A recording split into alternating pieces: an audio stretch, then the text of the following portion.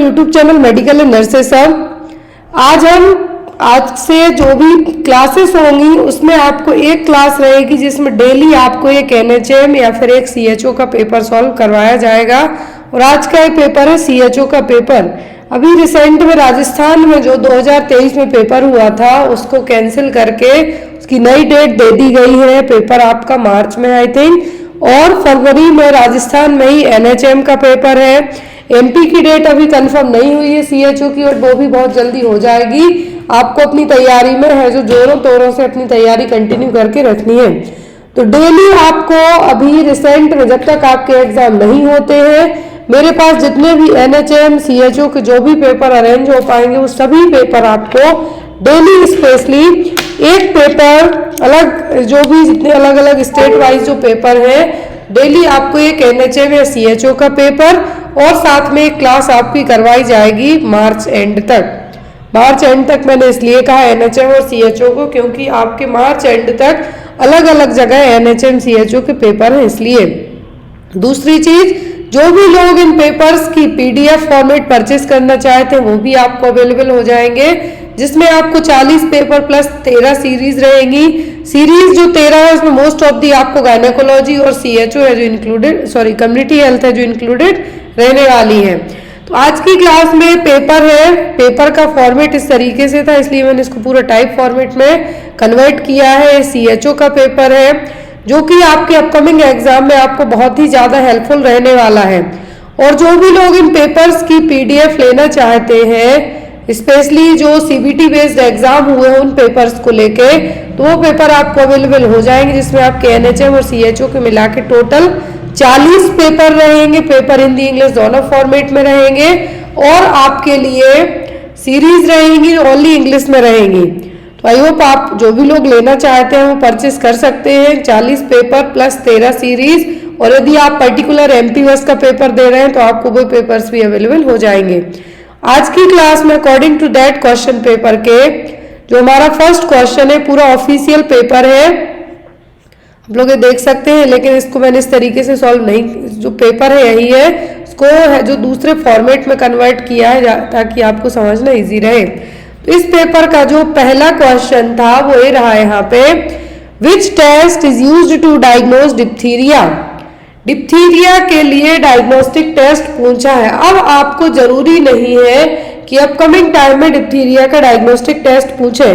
Diphtheria से लेके आपके जो क्वेश्चन बनते हैं, एक तो ये बनता है कि ये बैक्टीरियल या वायरल है, तो ये है क्या, बैक्टीरियल इन्फेक्शन। क्या है, बैक्टीरियल इन्फेक्शन है।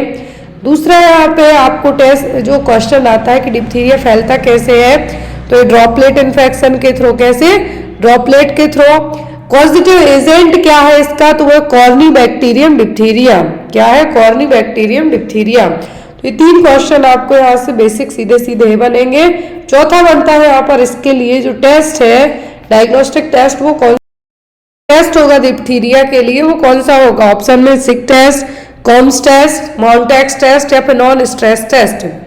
तो यहाँ पर आरएच एंटीबॉडी डिटेक्ट करने के लिए कॉम टेस्ट किया जाता है, माउंटेक्स टेस्ट किया जाता है ट्यूबरक्लोसिस के लिए, नॉन स्ट्रेस टेस्ट होता है प्रेगनेंसी में जो फीटल हार्ट रेट है, एक्सीलरेशन या डिसलरेशन तो नहीं हो रहा है, फ्लक्चुएट तो नहीं हो रही है, उसके लिए। तो यहाँ पर डिप्थीरिया के लिए जो डायग्नोस्टिक टेस्ट है वो कौन सा, वो है सिक टेस्ट है। वो क्या है, सिक टेस्ट। याद रखना है डिप्थीरिया से आपको इसका ट्रांसमिशन, मोड ऑफ ट्रांसमिशन तो होगा ड्रॉपलेट, छींकने खांसने से।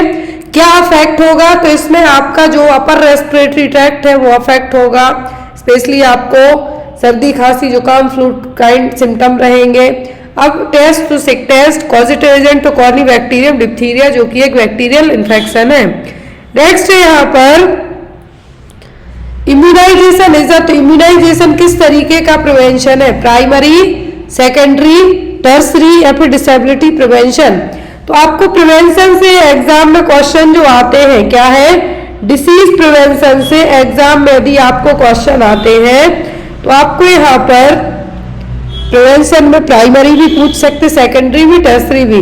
अब यहाँ पे यदि प्राइमरी प्रिवेंशन की हम बात करें तो कोई भी कंडीशन होने के पहले, कोई डिसीज कंडीशन होने के पहले जो भी आप प्रिकॉशंस बरतते हैं, हेल्थ एजुकेशन के थ्रू, आपको अवेयरनेस के थ्रू चीज़ें पता चलती हैं। वैक्सीनेशन, आप पहले से ही वैक्सीनेटेड रहते हैं तो वो क्या है, वो primary prevention, that means disease हुई नहीं है बट उसके लिए आप पहले से ही क्या अवेयर है, इम्यूनाइजेशन करा लेते हैं, वैक्सीनेशन करा लेते हैं। हेल्थ एजुकेशन के थ्रू आपको अवेयरनेस है कि ये चीज़ करने से आपको कोई कंडीशन हो सकती है, तो वो सब किस में आएगा, प्राइमरी प्रिवेंशन में। सेकेंडरी प्रिवेंशन में आएगी आपकी स्क्रीनिंग।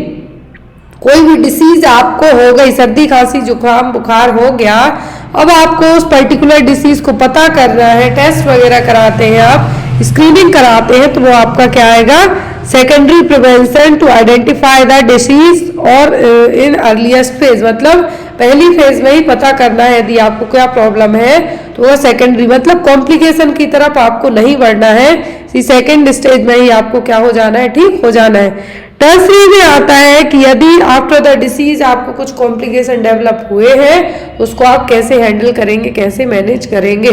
तो यहाँ पर यदि इम्यूनाइजेशन से क्वेश्चन करें, वैक्सीनेशन, हेल्थ एजुकेशन, तो वो आएगा आपका प्राइमरी प्रिवेंशन।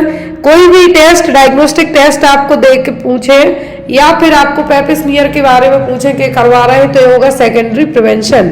क्या है, सेकेंडरी प्रिवेंशन। टर्सरी प्रिवेंशन में जब कॉम्प्लिकेशन डेवलप हो जाते हैं, आफ्टर दैट जो आप ट्रीटमेंट लेते हैं वो आपका किस में आएगा, टर्सरी प्रिवेंशन में। नेक्स्ट है यहाँ पे question, what cause the dengue infection, तो डेंगू के लिए क्या रिस्पॉन्सिबल है, अर्थोवायरस, आरएनए वायरस, एडिस एगिप्टी वायरस या फिर पैरामिक्सो वायरस।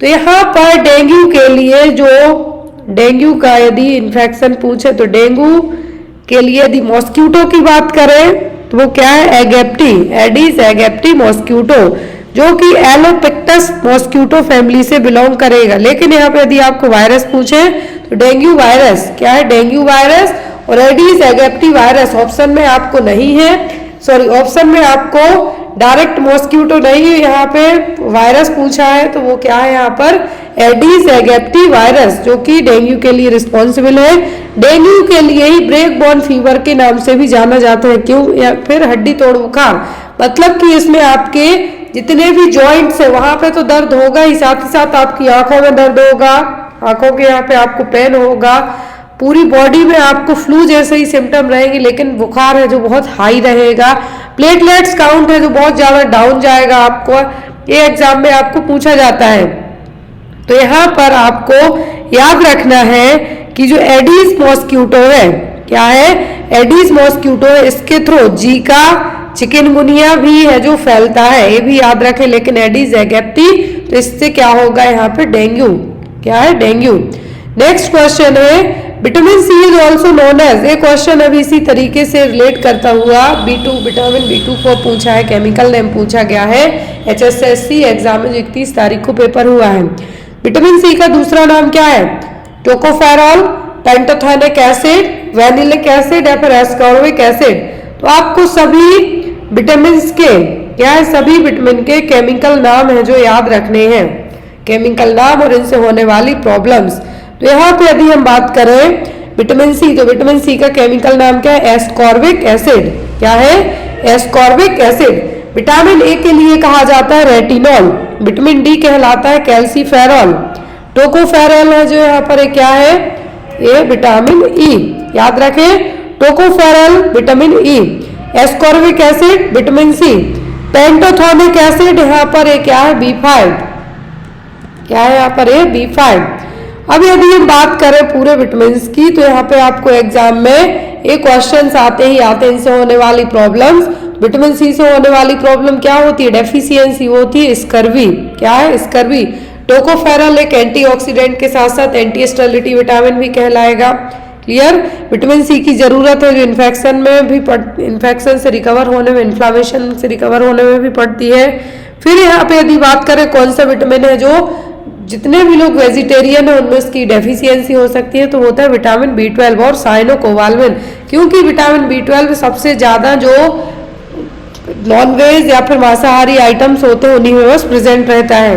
तो यहाँ पे आपको सभी विटामिन, क्योंकि यहाँ पर आप ये नहीं सोचें कि विटामिन सी बस मिलेगा, आपको जितने भी विटामिन है वो उनसे होने वाली डेफिशिएंसी और उनके केमिकल नेम, तीन चीजें जरूर याद रखनी है। नेक्स्ट क्वेश्चन है आपका, tuberculosis is caused by, tuberculosis है जो किसके थ्रू होगा, साल्मोनेला, स्ट्रेप्टोकोकस, स्टेफाइलोकोकस या फिर माइकोबैक्टीरियम। बहुत ही सिंपल सा क्वेश्चन है। तो ट्यूबरक्लोसिस के लिए जो रिस्पॉन्सिबल है वो क्या है, माइकोबैक्टीरियम। क्या है, माइकोबैक्टीरियम ट्यूबरक्लाई। इसके लिए जो डायग्नोस्टिक टेस्ट होता है टीबी के लिए वो होता है ट्यूबरक्लिन टेस्ट और माउंटेक्स टेस्ट, जिसमें प्रोटीन डेरिवेटिव पीपीडी इंजेक्ट किया जाएगा, पीपीडी इंजेक्ट किया जाएगा 10 mm इन ड्यूरेशन तक। यदि इन सर्किल बनाया जाएगा उसमें रेडनेस आती है, मतलब टीबी आपकी क्या है, पॉजिटिव निकली है। अब वो रीडिंग कितने टाइम में पढ़ते हैं, तो 48 से 72 घंटे के अंदर इंट्राडर्मल रूट से पीपीडी इंजेक्ट किया जाएगा। ये बेसिक क्वेश्चन है, याद रखना है आपको, यहाँ पे ऐड करने की जरूरत नहीं, बट फिर भी मैं आपको यहाँ पे शॉर्ट वे में ऐड कर देती हूँ। पीपीडी जो प्रोटीन डेरिवेटिव से इंट्राडर्मल क्या है, इंट्राडर्मल इंजेक्ट किए जाएंगे। रीडिंग की बात करें हम तो रीडिंग है जो 48 से 72 घंटों में, यदि एग्जाम में आपको 48 भी है 72 भी है तो आप 72 को मार्क कीजिए। क्लियर। 10 mm इन ड्यूरेशन, क्या है 10 mm इन ड्यूरेशन के लिए आपको यहाँ पे क्या करना है, 10 mm का जो सर्किल बनाना है। यदि वो पूरी उसमें रेडनेस आ जाती है दैट मीन्स टीबी क्या है, पॉजिटिव है। अब यहाँ पर है ट्यूबरक्लिन टेस्ट या फिर माउंटेक्स टेस्ट के नाम से यहाँ पे जो टेस्ट है वो किया जाता है। क्लियर है। नेक्स्ट वन है क्वेश्चन आपका, इसकी ड्रग्स भी पूछी जाती है। तो डॉट्स रेजिमेन है वो इसके ट्रीटमेंट में यूज किया जाता है। यदि मिनिमम ड्यूरेशन की बात करें हम तो कितना, 6 मंथ तक, कितना है 6 मंथ तक। नेक्स्ट क्वेश्चन है यहाँ पे आपका, the freshly prepared ORS to not be used after, तो जो ORS है क्या है, जो फ्रेशली प्रिपेयर्ड ORS है इसको कितने घंटे के बाद यूज नहीं करना है, 6 घंटे के, 12 घंटे के, 18 घंटे के कि 24 घंटे के। ORS के आपको एग्जाम में, ORS के आपको एग्जाम में कंपोनेंट पूछे जाते हैं। क्या है, कंपोनेंट है जो ORS के आपको पूछे जाते हैं।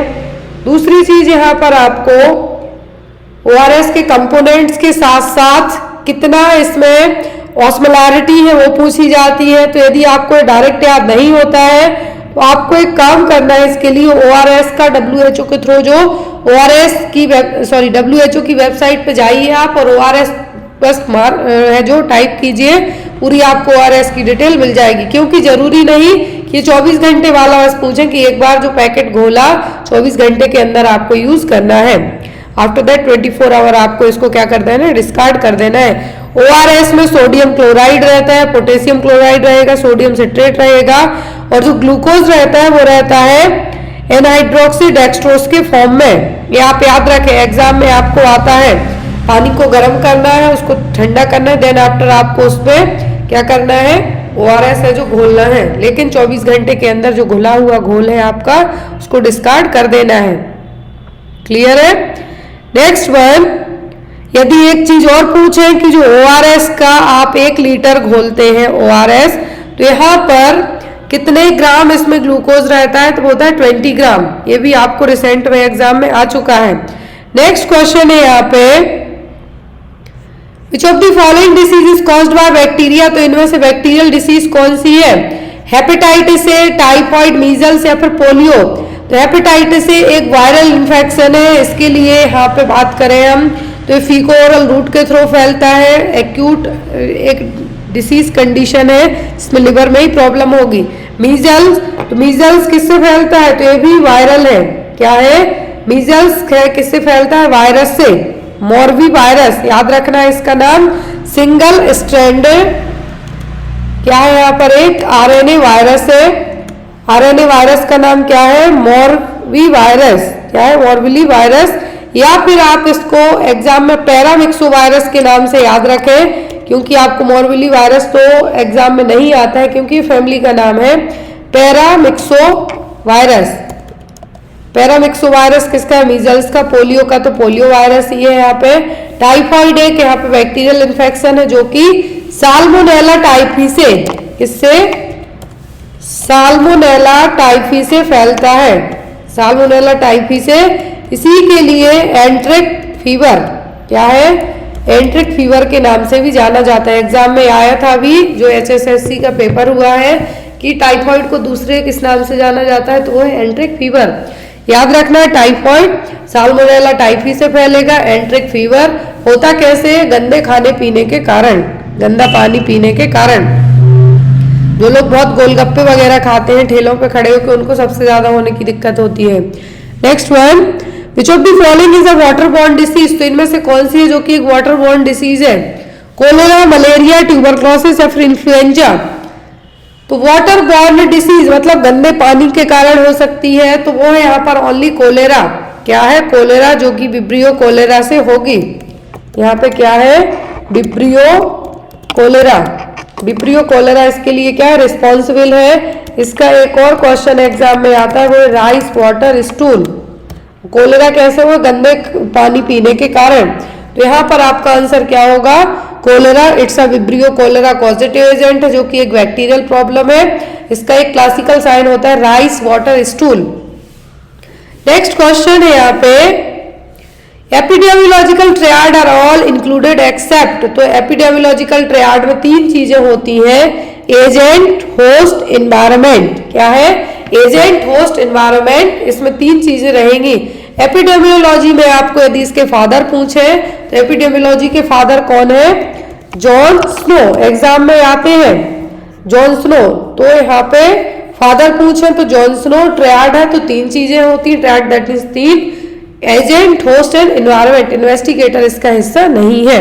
अभी रिसेंट में होस्ट की डेफिनेशन पूछी गई थी।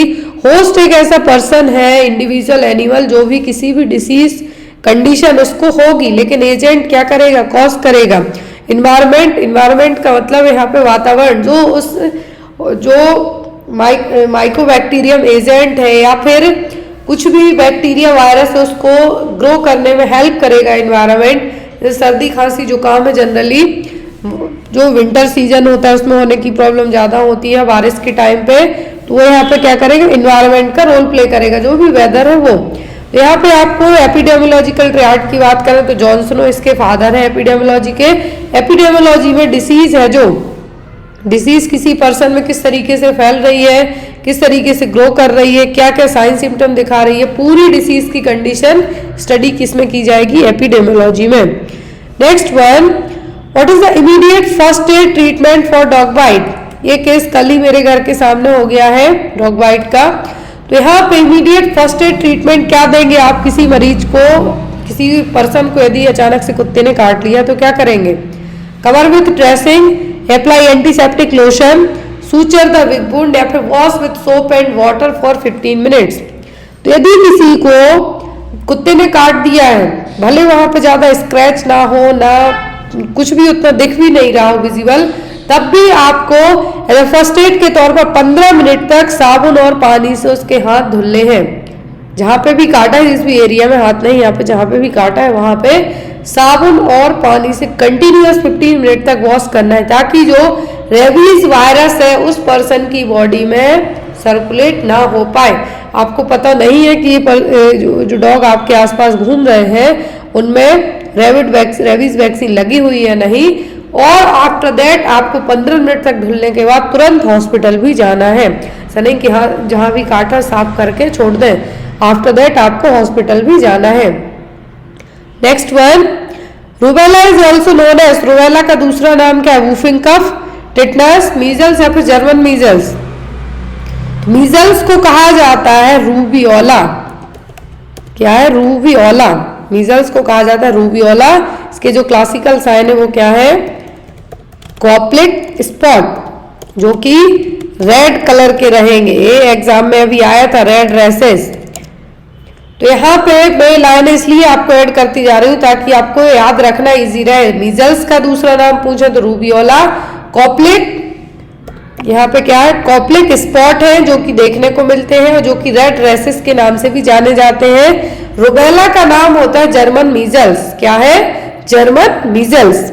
नेक्स्ट क्वेश्चन है यहाँ पे, वूफिंग कफ का दूसरा नाम होता है 100 डेज कफ, जो कि 2 साल से कम उम्र के बच्चों को अफेक्ट करती है। कॉजेटिव एजेंट है यहाँ पर क्या, बॉर्डेटेला पर्ट्यूसिस। याद रखना है 100 दिन की खांसी वूफिंग कफ, और पर्ट्यूसिस, क्या है, और पर्ट्यूसिस। अब पर्ट्यूसिस के लिए जो कॉजेटिव एजेंट है वो क्या है, वो बॉर्डेटेला पर्ट्यूसिस। और यहाँ पे यदि हम बात करें तो जो बॉर्डेटेला पर्ट्यूसिस है जिनकी उम्र लेस देन 2 ईयर्स, जो बच्चे होते हैं 2 साल से कम उम्र के बच्चे होते हैं, उनको होने के चांसेस ज्यादा होते हैं पर्ट्यूसिस से। आई होप आपको इतनी चीजें काफी है, क्योंकि यही एग्जाम में आती हैं। Causative agent its Bordetella pertussis. फैलता कैसे है, जो ड्रॉपलेट इन्फेक्शन है, छींकने खांसने से। टिटनस, टिटनस का जो आपको एग्जाम में आ सकता है, टिटनस के जो बैक्टीरिया है, तो क्या है, बैक्टीरियल है, इसके बैक्टीरिया कैसे आपकी बॉडी में एंटर कर सकते हैं। जनरली टिटनस के बैक्टीरिया जो रहते हैं, स्पोर्स रहते हैं मिट्टी में, सॉइल में। अब यहाँ पर डायरेक्ट आपकी बॉडी में कहीं पर भी कट है या फिर कहीं पर भी कुछ स्क्रैप वगैरह है, लैसरेशन है, तो वहां से आपकी बॉडी में एंटर करेंगे। क्लियर।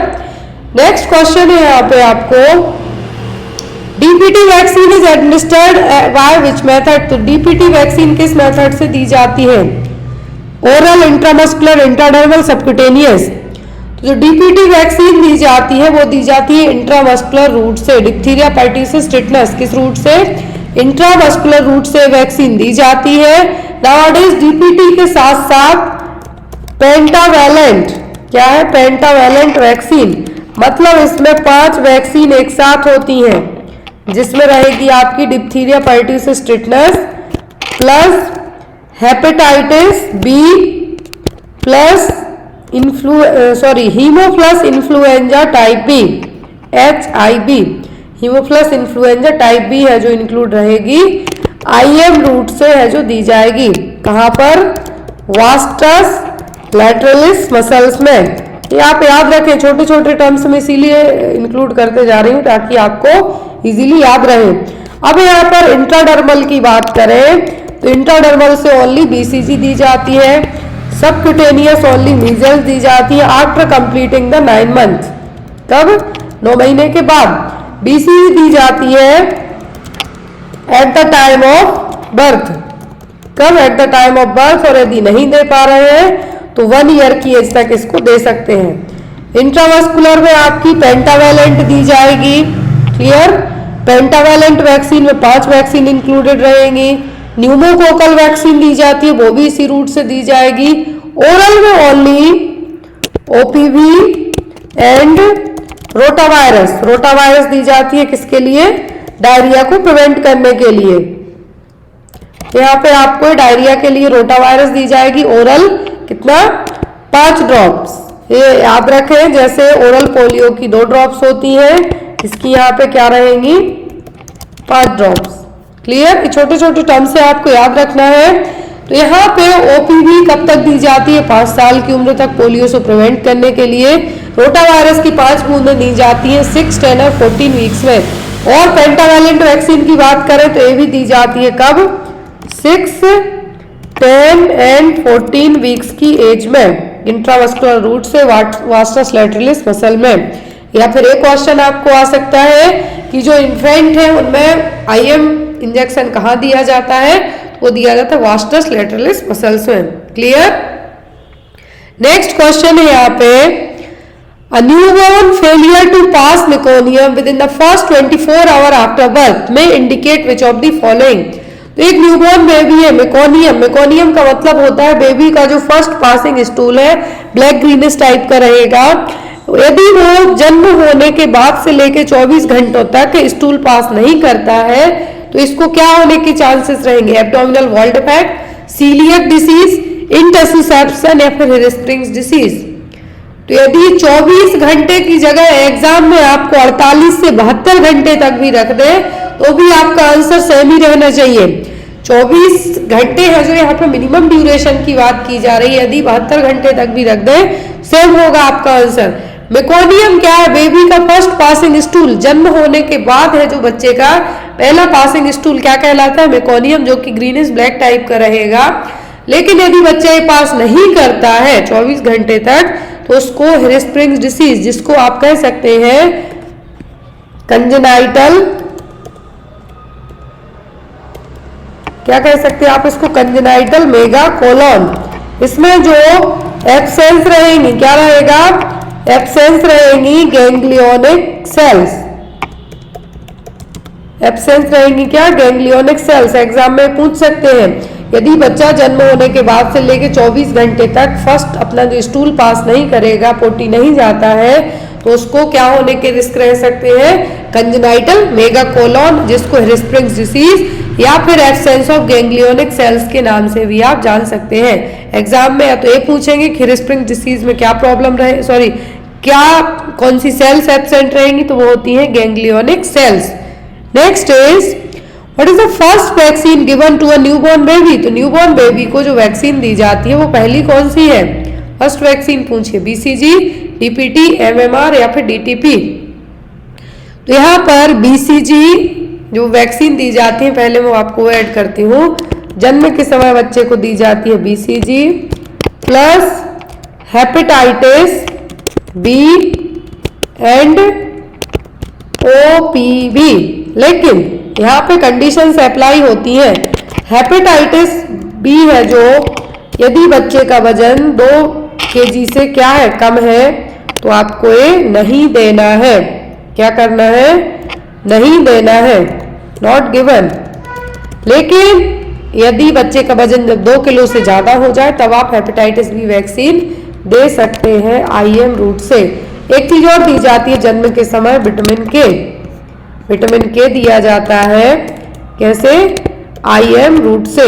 बच्चे का वजन यदि क्या है, बच्चा प्रीटर्म हुआ है और लो बर्थ वेट से कम है, तो कितना दिया जाएगा ये डोज, 0.5। लेकिन बच्चा यहाँ पे यदि बर्थ वेट क्या हो, लेस देन 2 kg यहाँ पे कंसीडर करते हैं स्पेशली हॉस्पिटल में, लेकिन इससे कम है तब देना है। तो यहाँ पे इसके बीच में आपको डिफरेंस याद रखना है कि BCG, hepatitis B, OPV and vitamin K at the time of birth दिया जाता है, लेकिन वैक्सीन 3 होती है, बीसीजी, हेपेटाइटिस बी और ओपीवी। बीसीजी दी जाएगी इंट्राडर्मल रूट से, हेपेटाइटिस बी दिया जाएगा IM, ओपीवी दिया जाएगा ओरल 2 बूंद।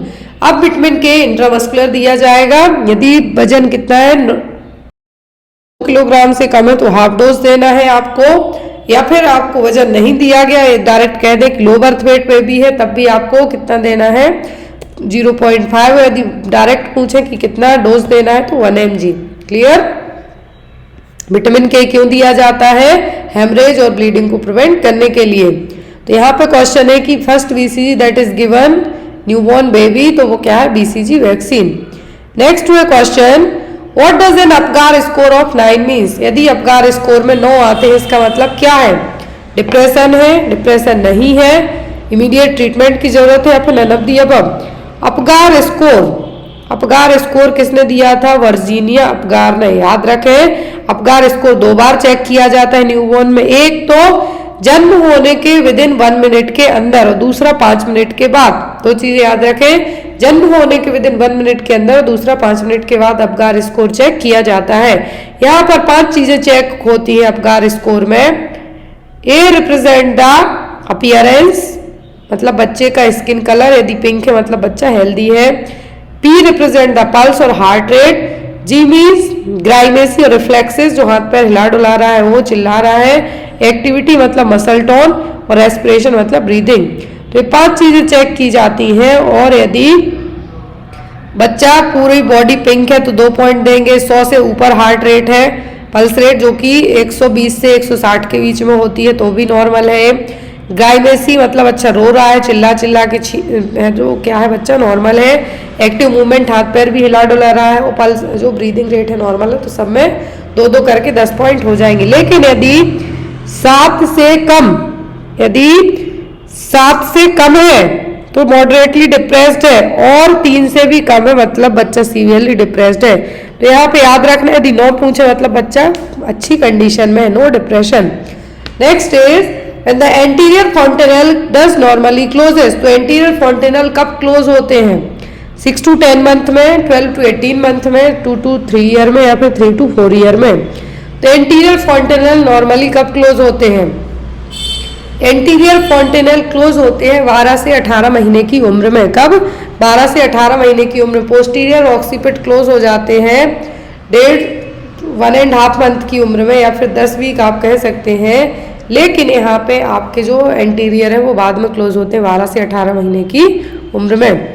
Next one, according to Freud oral stage is between, तो जो साइको एनालिसिस थ्योरी दी है फ्रूड ने, तो ओरल स्टेज क्या है, ओरल स्टेज किस उम्र में रहेगी, 1 to 1 year, 1 to 3 year, 3 to 6 year, या फिर 7 to 11 ईयर।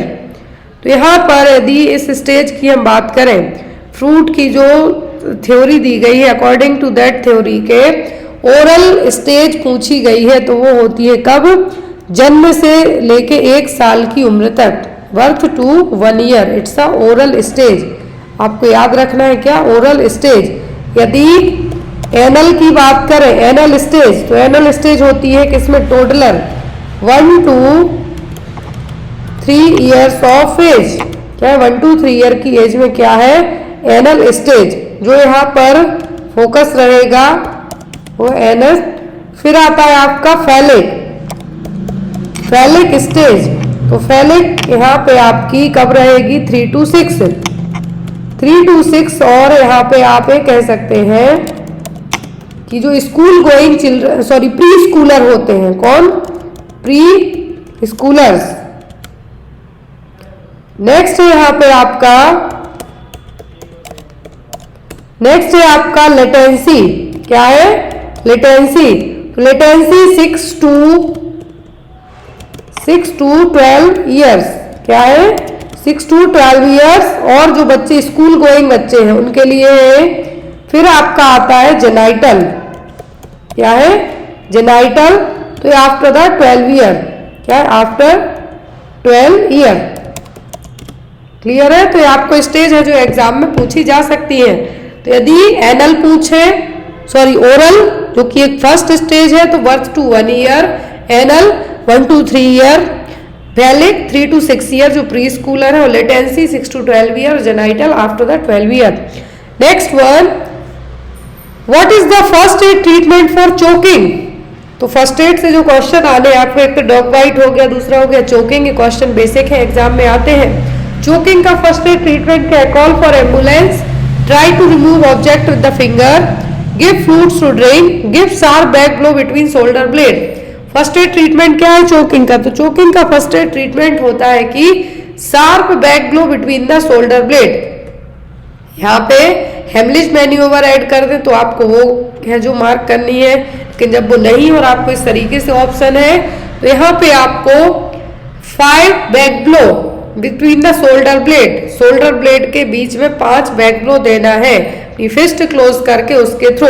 और एब्डोमिनल थ्रस्ट, आपको अपने दोनों हाथों से, जिस भी पर्सन को चोकिंग की कंडीशन है, दोनों हाथों से पीछे की तरफ जाके आगे की तरफ हाथ क्लोज करके उसको पूरा कवर करके 5 एब्डोमिनल थ्रस्ट और 5 शार्प बैक ब्लो देना है, जिसको कहा जाता है हेमलिज मैन्यूवर।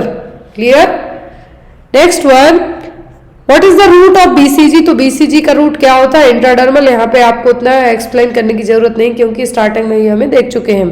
नेक्स्ट है excessive production of growth hormone in child is called as. यदि बच्चे में ग्रोथ हार्मोन का ज्यादा प्रोडक्शन होता है तो उसको क्या हो सकता है, ग्वाइटर, कुशिंग सिंड्रोम, एक्रोमेगाली या फिर जिजेंटिज्म।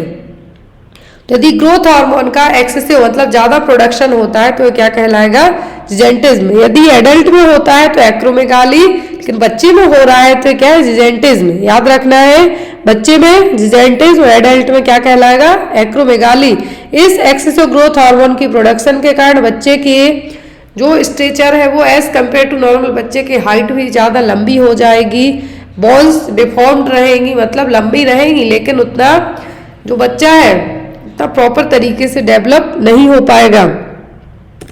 Next one, diarrhoea is more common in. तो डायरिया होने के चांसेस किसमें ज्यादा रहेंगे, incorrect infant feeding, artificial feeding, lack of breast feeding या फिर अर्ली वीनिंग होगा। जो बच्चे आर्टिफिशियल फीड करते हैं या फिर बॉटल फीडिंग, क्या है, बॉटल फीडिंग वाले बेबी हैं, उनमें अर्ली वीनिंग वाले बच्चे में स्टंटिंग देखने को मिल सकती है। स्टंटिंग का मतलब है समय के पहले यदि 4 महीने की उम्र में बच्चे को खाना पीना खिलाना स्टार्ट कर दिया तो बच्चे का पेट तो बढ़ेगा ही, हाथ पैर के यहाँ पे बहुत ज़्यादा फैट जमा होगा जिसके कारण बच्चे में प्रॉब्लम्स ही होंगी। तो यहाँ पर डायरिया का जो मेन रीजन होगा यहाँ पे वो होगा बॉटल फीडिंग बेबीज या फिर artificial feeding babies. Next one, what is the normal length of the newborn baby? तो नॉर्मल लेंथ कितनी होती है न्यूबॉर्न बेबी की? 15 इंच, 20 इंच, 25 इंच या फिर 30 इंच? कितनी है जो लेंथ हो सकती है बेबी की? न्यूबॉर्न बेबी की यदि हम बात करें, क्या है, न्यूबॉर्न बेबी की हम बात करें तो सेंटीमीटर में होती है 50 सेंटीमीटर तक। कितना?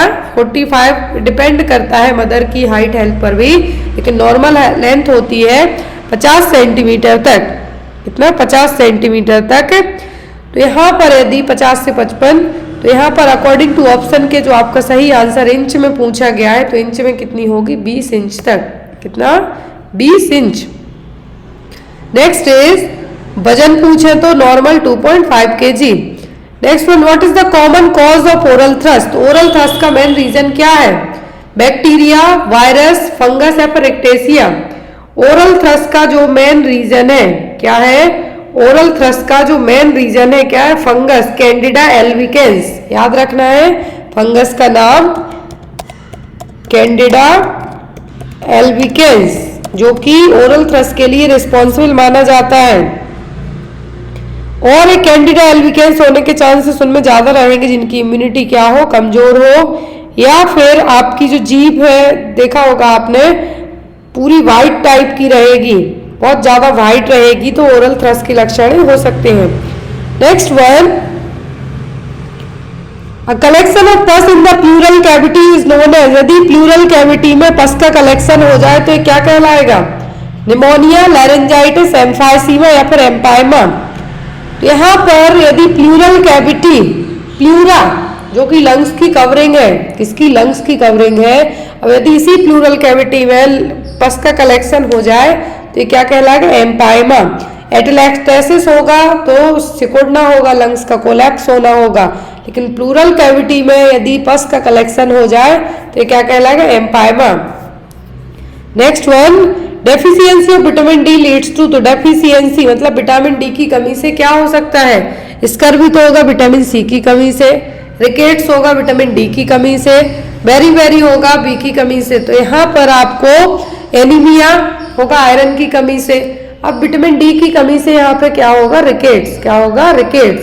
बड़ों में पूछो तो ऑस्टियोमलेशिया, यदि डायरेक्ट इस तरीके से है तो rickets. Next one, projectile vomiting is seen in. तो प्रोजेक्टाइल वोमिटिंग किसका क्लासिकल साइन है? पाइलोरिक स्टेनोसिस का, गैस्ट्राइटिस, मेगाकोलोन या फिर इंटरसुसेप्शन? तो प्रोजेक्टाइल वोमिटिंग का मतलब फोर्सफुल वोमिटिंग होना ही होता है पाइलोरिक स्टेनोसिस में। किसमें? पाइलोरिक स्टेनोसिस में। Next one, what is the relationship between long axis of the foetus and long axis of the uterus? ये अभी HSSC के पेपर में आया है क्वेश्चन कि long axis of the foetus and long axis of the uterus जो relationship है, जो नॉर्मल होता है क्या? Longitudinal line. क्या कहलाएगा? कहलाएगा लाइन। प्रेजेंटेशन नॉर्मल कौन सा होता है? वो होता है सेफेलिक और vertex. Next one, a condition that cause the over production of saliva during pregnancy is termed as. Pregnancy के टाइम पर बहुत ज्यादा लार का बनना क्या कहलाएगा? पैटियलिज्म, पेप्टोफैगिया, पाइका या फिर क्रेविंग? क्रेविंग का तो मतलब होता है कुछ भी अंदर से ऐसी ऐसी चीजें खाने की इच्छा कि कुछ ना पूछो खट्टा खाना, वो क्रेविंग एक अलग है। पाइका मतलब होता है नॉन ईटिंग सब्सटेंस का खाना। क्या है? नॉन ईटिंग सब्सटेंस का खाना। पैटियलिज्म मतलब बहुत ज्यादा लार का प्रोडक्शन होना। क्या है? बहुत ज्यादा लार का प्रोडक्शन होना। अब यहाँ पर पेप्टोफैगिया, पेप्टोफैगिया का मतलब है कुछ भी चबाना, मतलब मुंह में चिंगम जो लोग चबाते रहते हैं उनको चिंगम चबाने जैसी आदत लगना, तो वो है peptophagia. Over production of saliva that means पैटियलिज्म।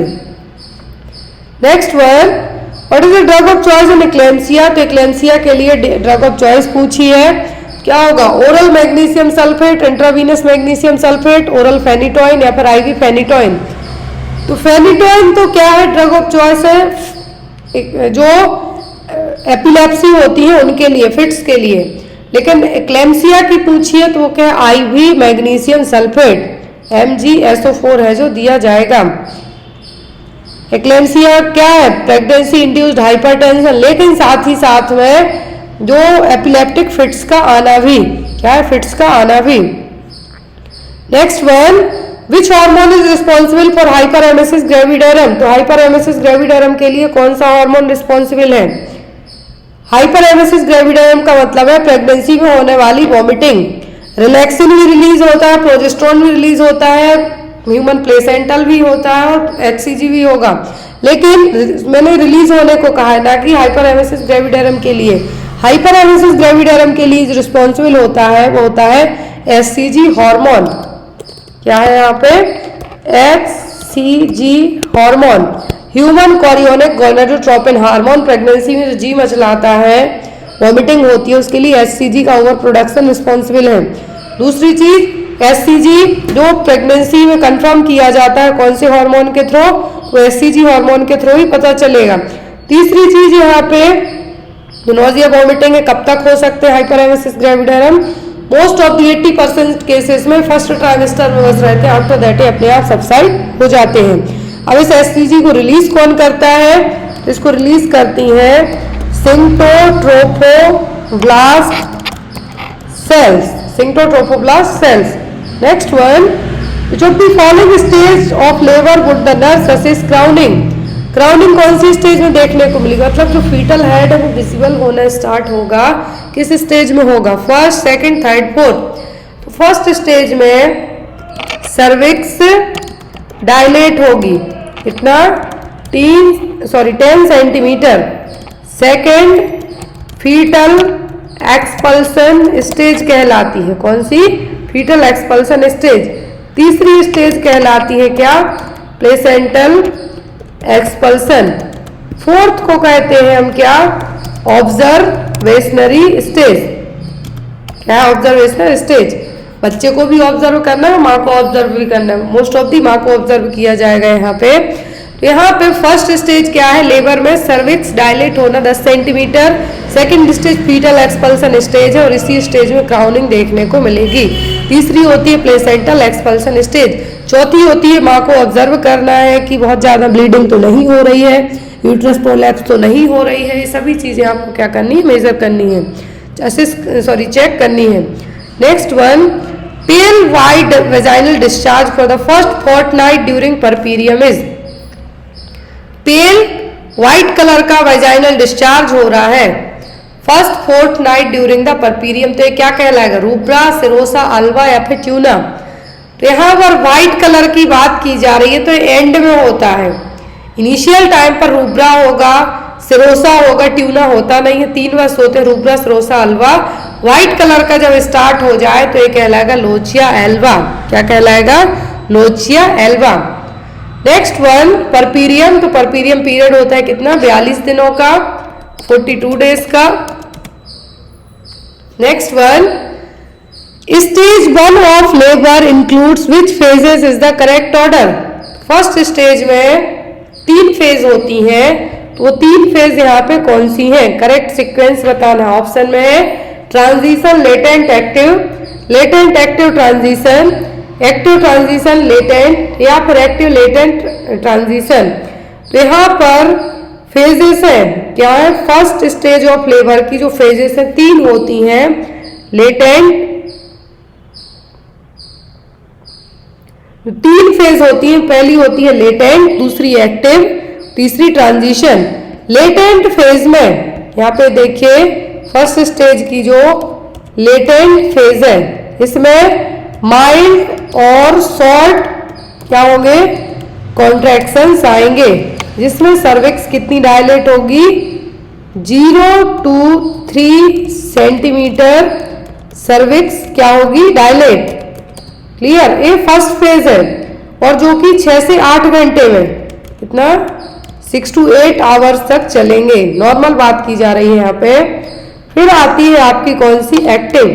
क्या है यहाँ पे? एक्टिव, जो कि सेकेंड फेज है। इसमें मॉडरेट से, मतलब जो कॉन्ट्रैक्शन स्लो आ रहे थे, मॉडरेट से क्या होंगे? स्ट्रॉन्ग होंगे। अब इसमें सर्विक्स जो कितनी डायलेट होगी, 4 to 7 सेंटीमीटर सर्विक्स डायलेट होगी। क्लियर। और यहाँ पर यदि फर्स्ट टाइम प्रेगनेंसी रही है तो ये 4 आवर तक ही, 4 to 6 आवर ही चलेंगे, 4 आवर। फिर आती है यहाँ पर आपकी ट्रांजिशन फेज। क्या है ट्रांजिशन फेज? तो इसमें कॉन्ट्रैक्शन क्या होंगे, स्ट्रॉन्ग रहेंगे आपके। क्लियर, स्ट्रॉन्ग रहेंगे। सर्विक्स 7 से 10 सेंटीमीटर डायलेट होगी, मतलब फुली डायलेट होगी। सर्विक्स 10 सेंटीमीटर डायलेट होगी। सर्विक्स इस स्टेज में आके दिखती ही नहीं है, इतनी थिन हो जाती है, और वो टर्म यूज किया जाता है एफासमेंट। एग्जाम में आता है आपको क्वेश्चन, सर्विक्स का जब ट्रांजिशनल फेज में, फर्स्ट स्टेज ऑफ लेबर की ट्रांजिशनल फेज में सर्विक्स पहुंचेगी, इनविजिबल हो जाएगी, जिसको कहा जाता है effacement of the cervix. Clear है। नेक्स्ट क्वेश्चन है the main sign of second stage of labour. तो यहाँ पे ऑप्शन है full dilatation of cervix to the birth of the baby, uterine contraction to dilatation of cervix, from birth of the baby to delivery of placenta, full expulsion of placenta until 2 hour of birth. ये आपकी कौन सी, fourth stage, placenta निकलने के बाद से लेके 2 घंटे तक ऑब्जर्व करना। ये है from birth of the baby to delivery of the placenta, ये थर्ड स्टेज। फिर यहाँ पे uterine contraction to dilatation of cervix, it's a first stage. फिर यहाँ पे ये वाली जो ये क्या है, full dilatation of cervix to birth of the baby, it's a second stage. Question में आपको कहा है कि सेकेंड स्टेज की साइन क्या है, full dilatation of cervix to the birth of the baby. Next question है first fetal movement that is felt by the mothers, it's called the quickening. यहाँ पे आपको उतना एक्सपल्सन जो एक्सप्लेन करने की जरूरत नहीं है, क्योंकि ये टिप ऑफ टंग याद है। ये फील कब होता है, 20 वीक्स की प्रेगनेंसी में। कब, 20 वीक्स के जेस्टेशनल पीरियड में।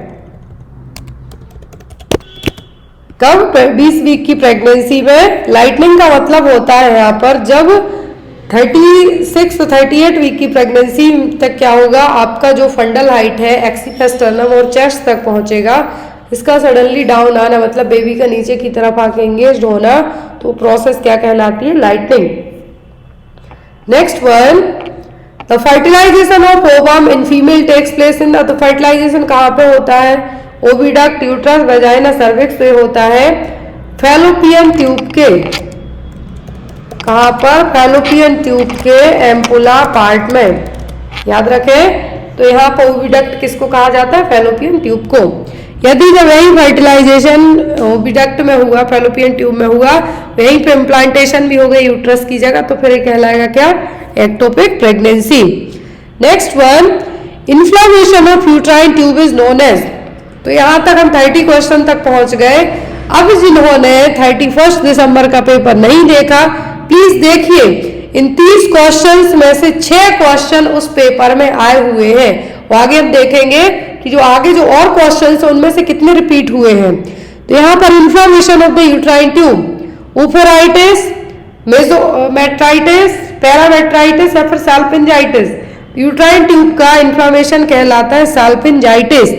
यूट्राइन ट्यूब और फैलोपियन ट्यूब एक ही नाम है, नहीं तो कंफ्यूज हो जाओ आप। फैलोपियन ट्यूब और यूट्राइन ट्यूब और ओविडक्ट तीनों सेम नाम है। इसका इन्फेक्शन, इन्फ्लामेशन कहलाएगा क्या, salpingitis. Next one, which of the following is the cause of inflammation of urethra. तो यूरेथ्रा के लिए जो कॉज है मेन क्या है, ल्यूपस, क्राउड, बर्साइटिस या ट्राइकोमोनास। तो जो यूरेथ्रा के लिए इन्फ्लामेशन का कॉज होगा वो होगा ट्राइकोमोनास। क्या है, ट्राइकोमोनास। नेक्स्ट इज, एक और क्वेश्चन आपको एग्जाम में आता है, अभी जो आया हुआ है एग्जाम में, कि बच्चे को आफ्टर डिलीवरी के बाद से लेके विदिन 42 दिनों के अंदर यदि आंखों में जो कंजक्टिवल इन्फेक्शन होता है वो क्या कहलाएगा, वो कहलाता है ऑप्थेल्मिया नियोनेट्रम। क्या है, ऑप्थेल्मिया नियोनेट्रम। और इसके लिए जो रिस्पॉन्सिबल है, क्या है, ऑप्थेल्मिया नियोनेट्रम के लिए रिस्पॉन्सिबल होता है क्लेमाइडिया ट्राइकोमोनासिस या फिर कोई भी वेजाइनल इन्फेक्शन है माँ को यदि कोई सेक्सुअली ट्रांसमिटेड डिसीज है तब बच्चे को होने के रिस्क रहेंगे। लेकिन यदि ऑप्थेल्मिया न्यूनेट्रम के लिए रिस्पॉन्सिबल पूछे आपको, मैंने इसलिए यहाँ पे ऐड कर रहे हैं क्योंकि आता है तो वो क्लेमाइडिया, क्या होगा, क्लेमाइडिया, जो कि बच्चे को ऑप्थेल्मिया न्यूनेट्रम कॉज करने के लिए रिस्पॉन्सिबल हो सकता है। और ऑप्थेल्मिया न्यूनेट्रम का मतलब होता है कि परपीरियल पीरियड के पहले ही बच्चे को यदि आंखों में इन्फेक्शन, कंजक्टिवल इन्फेक्शन हो जाए तो वो क्या कहलाता है, वो कहलाता है ophthalmia neonatorum. Next one, blood and debris discharge from the uterus after the delivery is termed as. तो डिलीवरी के बाद जो यूट्रस से blood debris discharge, cells discharge हो रही हैं, तो ये क्या कहलाएगा, पायूरिया, लोचिया, एप्सिस या फिर कोलाज्मा। तो कोलाज्मा कहलाता है प्रेगनेंसी में फेस पर जो स्पॉट्स आते हैं वो कोलाज्मा, इसको प्रेगनेंसी फेस मास्क भी कहा जाता है। एप्सिस का मतलब तो है पस, पायूरिया का मतलब यूरिन के साथ में पस का आना। लेकिन यूट्रस से डिस्चार्ज की बात की जा रही है तो वो क्या कहलाएगा, लोचिया, लोचिया, रूब्रा, सरोसा, Alva. Next one, a condition in which amniotic fluid index is 5 centimetre और लेस। ऐसी कंडीशन जिसमें एमनियोटिक फ्लूइड इंडेक्स कितना हो, 5 सेंटीमीटर से कम हो, क्या है, ओलिगोहाइड्रोमनियास, पॉलीहाइड्रोमनियास, स्पाइना बाइफिडा या फिर एंसेफेलाइटिस। तो ये कहलाएगा क्या, पास जो AFI एमनियोटिक फ्लूइड इंडेक्स का मतलब है क्या है, AFI 5 सेंटीमीटर से कम है। जब AFI जो एमनियोटिक फ्लूइड इंडेक्स है क्या हो, मोर देन 25 हो जाए तो ये क्या कहलाएगा, polyhydramnios. Clear. Next one, the constant phase in menstrual cycle is known as. तो कांस्टेंट फेज कौन सी कहलाती है मेंस्ट्रुअल साइकिल में, ओव्यूलेशन, ल्यूटियल, मेंस्ट्रुअल या फिर प्रोलिफरेटिव फेज। तो ये 4 फेज होती है। मेंस्ट्रुअल का मतलब जो ब्लीडिंग हो रही है वो, क्योंकि 5 से 7 दिन तक की रहती है। ल्यूटियल फेज, तो कांस्टेंट फेज कहलाती है यहाँ पे कौन सी, ल्यूटियल फेज। ये देखिए यहाँ पे आप, आई होप इमेज आपको प्रॉपर विजुअलाइज हो रही हो। क्लियर। तो यहाँ पे जो 4 फेज होती हैं, ओवेरियन साइकिल या फिर आप यहाँ पर मेंस्ट्रुअल साइकिल कह सकते हैं। तो ओवेरियन फेज होती है 1 से, यहाँ पे ओवेरियन फेज कितने दिन की होगी, 7 दिन की, 0 to 7 डेज तक की होती है जनरली। जो ब्लीडिंग टाइम होता है मेंस्ट्रुएशन फेज वो होती है 7 से 14 दिन के बीच में क्या होगी आपकी, ल्यूटियल। फिर आपका जो 21 से 28 दिन के टाइम का जो पीरियड होता है वो 14वें दिन की होती है ओव्यूलेशन फेज। लास्ट में आपकी आती है क्या, ल्यूटियल फेज और पॉलीफरेटिव फेज। तो यहाँ पे आपको याद रखना है 0 to 7, 7 to 14, 14 to 21 और 21 to 28, इस तरीके से क्या रहेंगी, फेजेस रहेंगी। Next one, oxygenated blood enters the foetal circulation by umbilical vein through the. तो अम्बिलिकल वेन ऑक्सीजनेटेड ब्लड को कैरी करती है। 3 ब्लड वेसल्स होती हैं अम्बिलिकल्स में, 3 वेसल्स, वेन और आर्टरीज 3 होती है टोटल। तो वेन ऑक्सीजनेटेड ब्लड को कैरी करती हैं और जो आर्टरी है वो डीऑक्सीजनेटेड ब्लड को कैरी करती हैं। तो फीटल सर्कुलेशन में जो अम्बिलिकल वेन के थ्रू ऑक्सीजनेटेड ब्लड एंटर होता है तो कैसे होगा, इंट्राहेपेटिक वेन के through, intrahepatic artery, ductus venosus और डक्टस आर्टरियोसस। तो अम्बिलिकल वेन के थ्रू जो ब्लड सर्कुलेट हो रहा है वो होगा डक्टस वीनोसस के थ्रू। किसके थ्रू, डक्टस वीनोसस के थ्रू। नेक्स्ट है fear of height is termed as. तो यदि जिसको ऊंचाई से डर लगता है तो क्या टर्म यूज किया जाएगा, एक्रोफोबिया, एल्गोफोबिया, अगोराफोबिया, फिर gamophobia.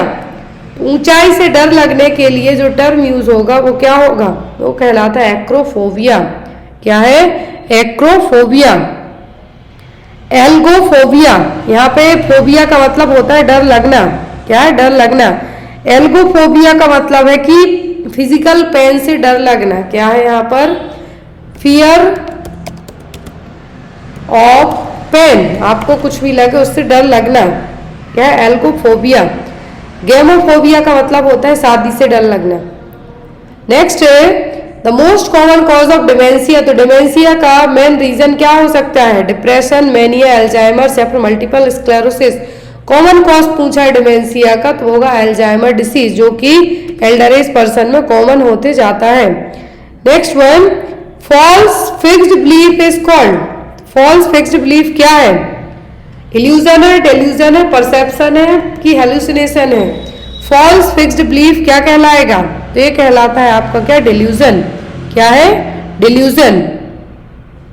Next one, what is the most common mental disorder in suicide? Suicide यदि जो लोग करते हैं उनको क्या प्रॉब्लम हो सकती है इसके कारण वो सुसाइड कर जाए, आत्महत्या कर जाए? मैनिया, अल्कोहल डिपेंडेंसी, डिप्रेशन या फिर सीजोफ्रेनिया? तो सुसाइड वो लोग करते हैं जो डिप्रेशन में रहते हैं ज्यादातर। डिप्रेशन जो सुसाइड का मेन रीजन होता है वो होता है डिप्रेशन। जिन लोगों को डिप्रेशन होता है उनको आप सुसाइडल टेंडेंसी के लिए सबसे ज्यादा ऑब्जर्व करना आपकी ड्यूटी बनती है कि जो लोग बहुत गुपचुप हैं इनके 3 साइन होते हैं। एक तो हेल्पलेसनेस, वर्थलेसनेस, होपफुलनेस, मतलब ना इनको कुछ इच्छा बची ना खुशी है, कुछ भी नहीं बचा है, वो क्या है? डिप्रेस्ड है। तो यहाँ पर यदि डिप्रेशन के बाद जो नेक्स्ट यदि कोई कदम उठाता है तो होता है suicide. Next one, hallucination is a disorder of. तो हेलुसिनेशन किसका डिसऑर्डर है? थॉट का, परसेप्शन, कॉन्शियसनेस या फिर बिहेवियर? परसेप्शन की डेफिनेशन एग्जाम में भी पूछी गई थी। तो यहाँ पर हेलुसिनेशन क्या है? हेलुसिनेशन किसका डिसऑर्डर है? तो हेलुसिनेशन डिसऑर्डर है किसका? परसेप्शन का। क्या है? परसेप्शन का। जो चीज आप छू के, देख के, टच करके, टेस्ट करके जिस चीज में आप चाहे मतलब परसीव करते हैं आपके सेंस ऑर्गन, वो क्या है? Perception. Next one, involuntary repetition और imitation of another person action is known as. तो यहाँ पर क्या कहलाएगा? किसी भी पर्सन के जो भी वर्ड है, क्या है? जो भी वर्ड है उसको रिपीट करना क्या कहलाएगा? इकोपरैक्सिया, इकोलेलिया, फोबिया या फिर फ्लडिंग? तो ये कहलाएगा आपका क्या? इकोलेलिया। क्या कहलाएगा? इकोलेलिया। इकोफैक्सिया, फोबिया का तो मतलब होता है कि फियर ऑफ कोई भी एक्सटेंड फियर, XYZ कुछ भी चीजें हो सकती हैं, लेकिन इकोलेलिया का मतलब क्या होगा? यहाँ पर बार बार आप जो भी चीज बोल रहे हैं उसके लिए रिपीट करना, क्या है? इकोलेलिया। और यहाँ पर किसी भी पर्सन के जो आप बॉडी पोस्चर बनाते हैं या फिर जो भी काम करते हैं आप उसको बार बार जाके आपके साथ वो रिपीट करना, वो कहलाएगा इकोफैक्सिया। लेकिन ले लिया मतलब आप जो बोल रहे हैं वो रिपीट करना, जो भी चीज आप मूवमेंट करते हैं वो इकोफैक्सिया है। बोलना, रिपीटेशन ऑफ इनवॉलंटरी, रिपीटेशन और imitation of another person, sorry यहाँ पे एक्शन की बात की जा रही है तो ये आपका क्या? इकोफैक्सिया। यहाँ पर आपके जो इनवॉलंटरी रिपीटेशन और इमिटेशन ऑफ वर्ड्स, यहाँ पे जो वर्ड्स है वो आपके आएंगे जो आप बोलते हैं, बोलने वाले को बोलेंगे इकोलेलिया, जो भी आप करते हैं उन हरकतों को जो लोग रिपीट करें वो कहलाएगा echopraxia. Next one, fear of enclosed space is termed as. किसी किसी को बंद जगहों पर डर लगती है तो क्या है? एल्गोफोबिया, एक्रोफोबिया, क्लस्ट्रोफोबिया, फिर जूफोबिया। जूफोबिया में मतलब फियर फ्रॉम एनिमल्स, क्लियर। क्लस्ट्रो मतलब क्लोज्ड स्पेस से डर लगना। एक्रोफोबिया, एक्रोफोबिया का मतलब बहुत ज्यादा भीड़ भाड़ वाली जगहों में जाने से डरना।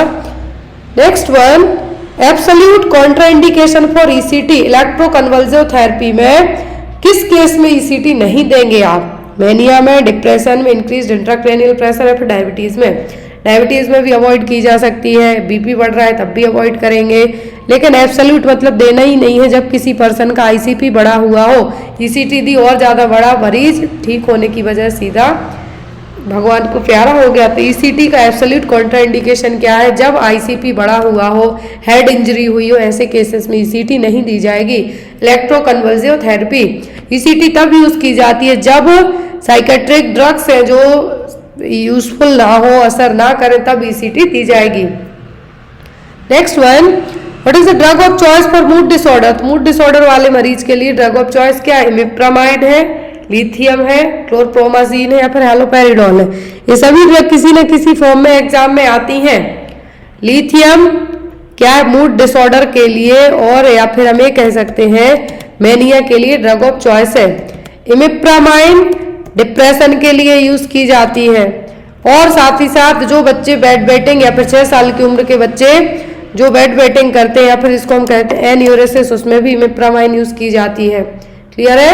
मूड डिसऑर्डर के लिए जो ड्रग ऑफ चॉइस क्या है वो लिथियम। लिथियम की टॉक्सिसिटी एग्जाम में बहुत आती है।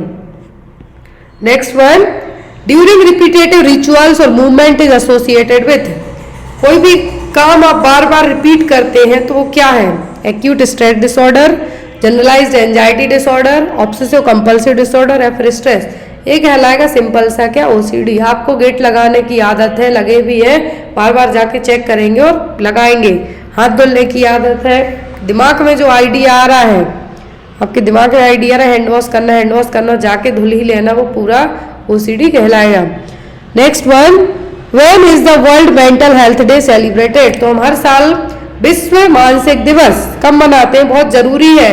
नाउअडेज मेंटल हेल्थ सबसे ज्यादा डिस्टर्ब हो रही है। फिजिकल तो होती ही है किसी ना किसी रीजन से, मेंटली सभी जगह डिप्रेशन में, बच्चे डिप्रेशन में जा रहे हैं, स्ट्रेस में जा रहे हैं, एग्जाम क्लियर नहीं कर पाए।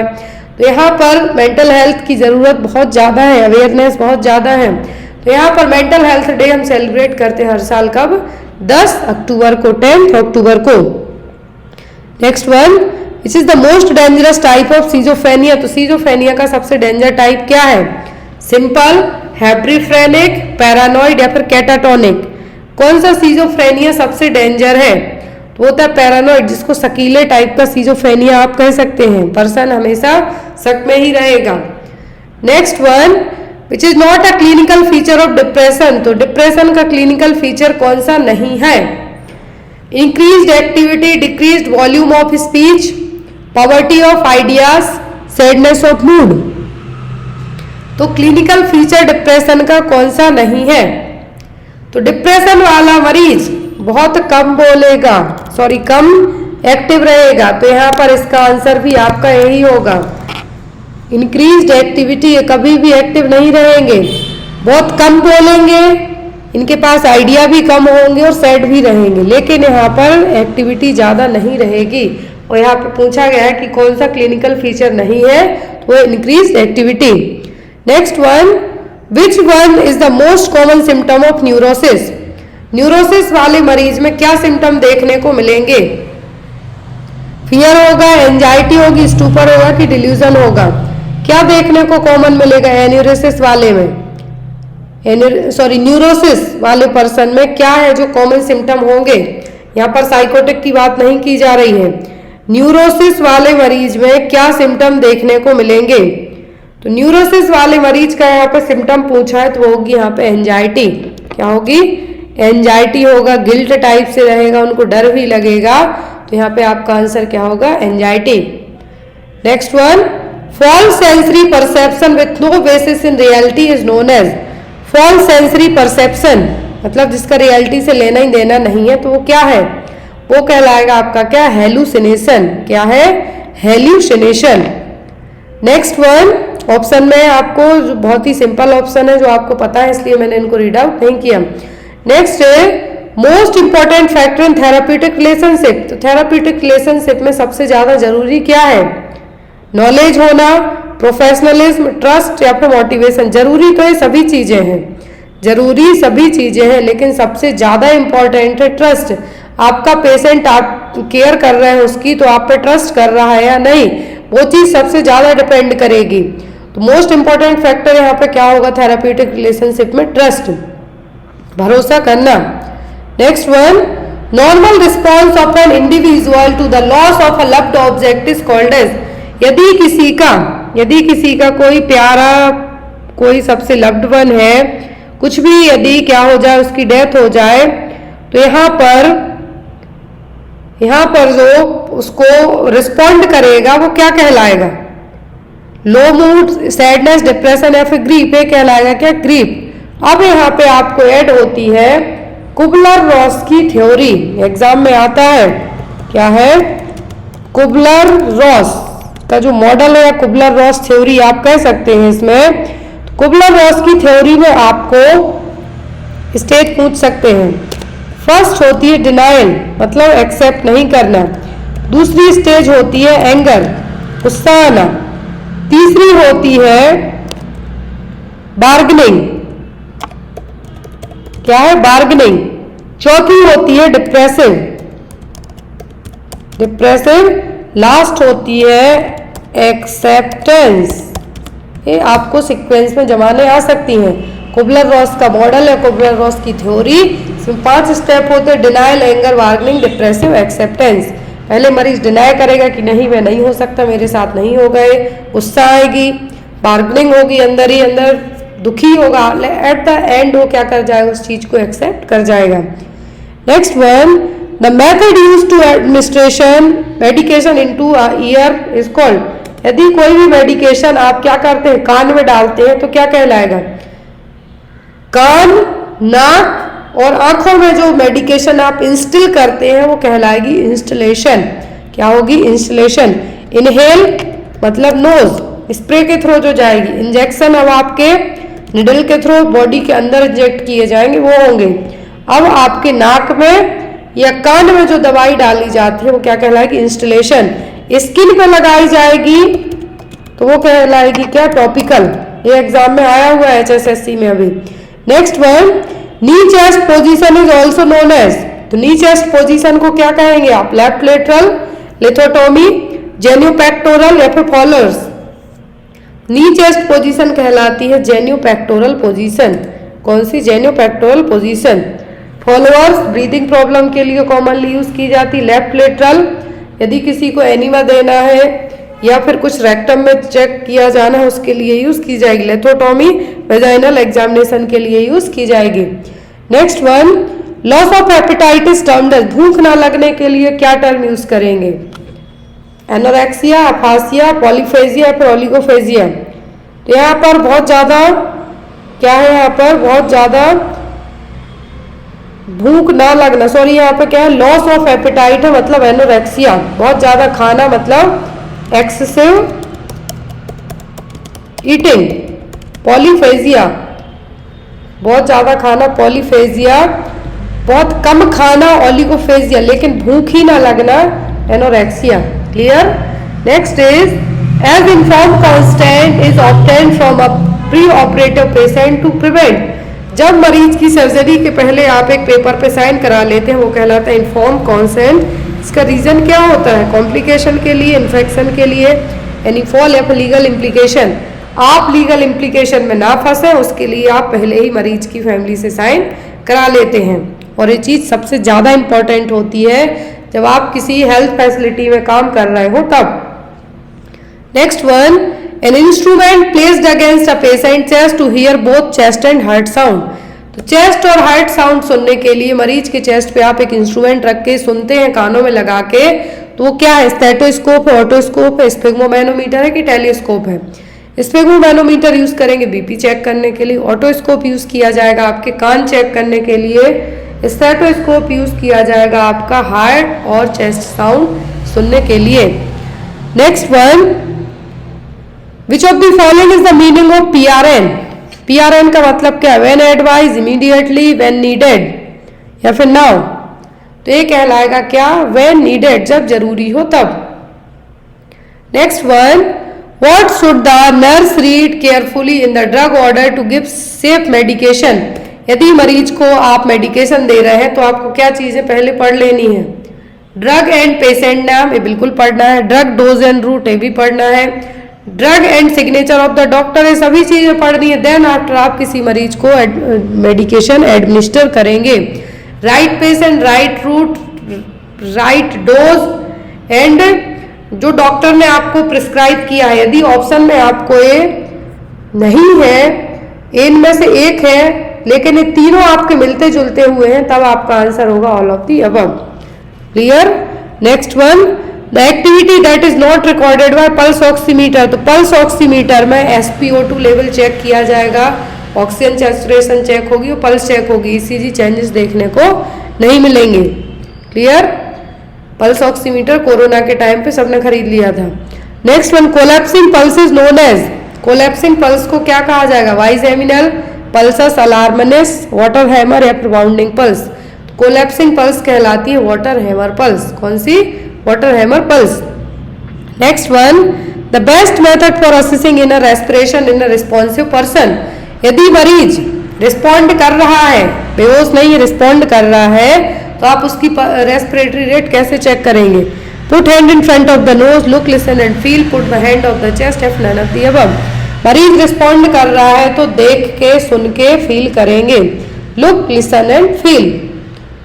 Next one, which of the following is the abbreviation of drops. तो ड्रॉप्स के लिए क्या एब्रीविएशन यूज किया जाएगा, डीपी, डीआर, जीटीटी या फिर जीटीटीएस। तो जो टर्म एब्रीविएशन मतलब शॉर्ट यूज होगा वो होगा यहाँ पे जीटीटी। क्या है, जीटीटी। एक क्वेश्चन आपके लिए, इसका आंसर आप लोग कमेंट बॉक्स में देना, जिसके आगे के क्वेश्चन है वो आपको नेक्स्ट क्लास में पढ़ाए जाएंगे। क्वेश्चन है, the nurse is ordered to administer ampicillin at TIPPO, the nurse should give the medication. तो एम्पिसिलिन एडमिनिस्टर करने के लिए कहा गया है TIPPO। यहाँ पे आपको इसका मतलब बताना है कि ये क्या होगा, TIPPO। 3 times a day after meals, 3 times a day orally, 2 times a day by mouth या फिर 2 times a day before meals। इसका आंसर आप लोग कमेंट बॉक्स में देना। आई होप आपको आज का ये पेपर अच्छा लगा हो।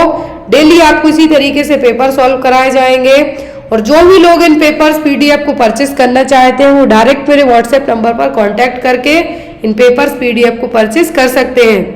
Thank you for watching us, bye bye.